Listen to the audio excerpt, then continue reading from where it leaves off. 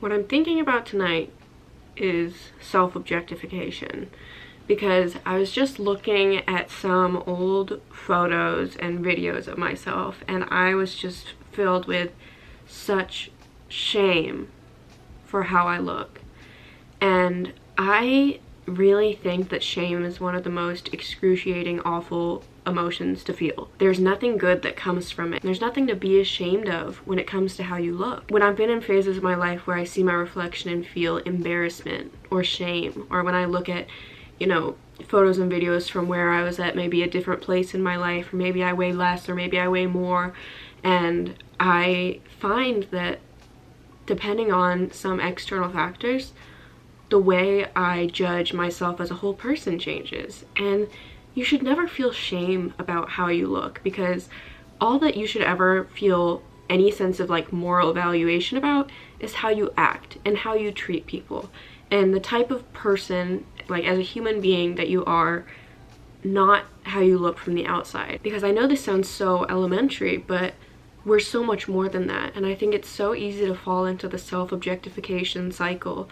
and kind of reduce ourselves to our looks, even if logically and emotionally and with who we are as a person, that's not something that we value. Sometimes we still tend to fall into that cycle when it comes to ourselves. And the way we're evaluating other people, like we're not like, oh, you're a better or worse person depending on how much you weigh, or depending on what color your hair is, or if you're breaking out, or if you're like have stretch marks, whatever it is. None of these things, for me anyway, and probably for you, probably for most people, make you think any less of the people around you. But sometimes when it comes to ourselves, we can really be our own worst critics. And so this is just something I wanted to talk about really fast, because I find that I still, even after all these years of like working on myself, it's so easy to fall back into the pattern of reducing yourself to just a body. And when I do this, I'm trying to think of like, okay, maybe I'm not a huge fan of how I look right now, or how I used to look, or how I look in this photo or video, whatever.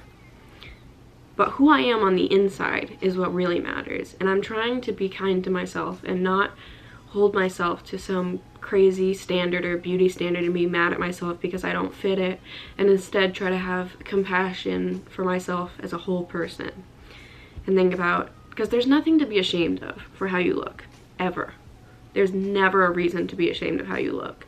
But we've kind of been taught that if we don't look a certain way, there's something wrong with us. And that feeling of there's something being wrong about you is rooted in shame. It all comes back to shame, when really there is no moral value in what a person looks like. And I think as society, we sometimes treat it like there is. One way this comes up is the moral value that people assign to weight, where if you're really thin, or if you're really like muscular, really physically fit, there's this kind of idea that you're a better person because the idea is that you have discipline, is that you have like motivation, that you take care of yourself, when really there are so many ways that taking care of yourself can look. And sometimes the way that taking the best care of yourself is gonna look is gonna be not exercising. Maybe you're recovering from an eating disorder. Maybe you're trying to heal your relationship with food and movement in your body. Sometimes the best thing you can do is let yourself gain weight, and that is the highest act of self-love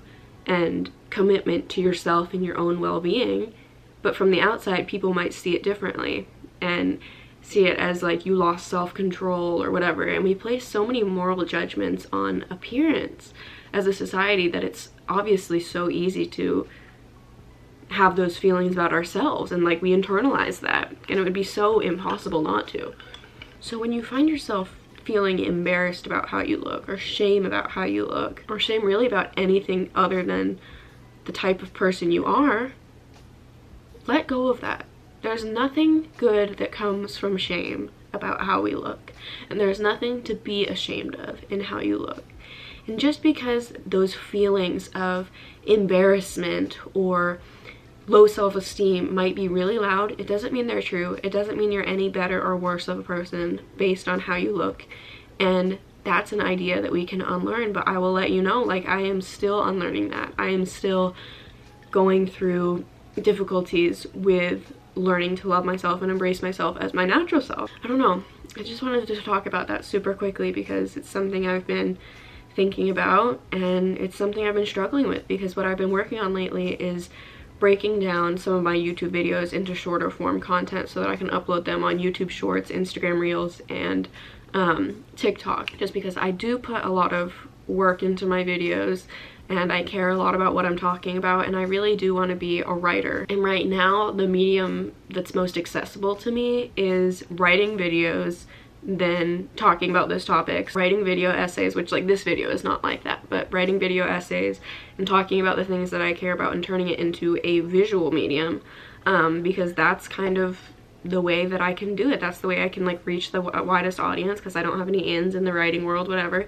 But because I've been watching old videos and breaking them down, it's been really difficult not to judge how my body has changed. Like I'll see videos from like 6 months ago or something, and my face looks rounder, and I'm like, I look puffy, like I was at a higher weight here, and it just feels so bad. And I have felt shame, and like I shouldn't even have those videos up, even though I'm talking about things that I care so much about. And I have to catch myself and be like, I'm willing to take down this video of me talking about something I care a lot about and something that could help other people dealing with it, just because I don't like how I look.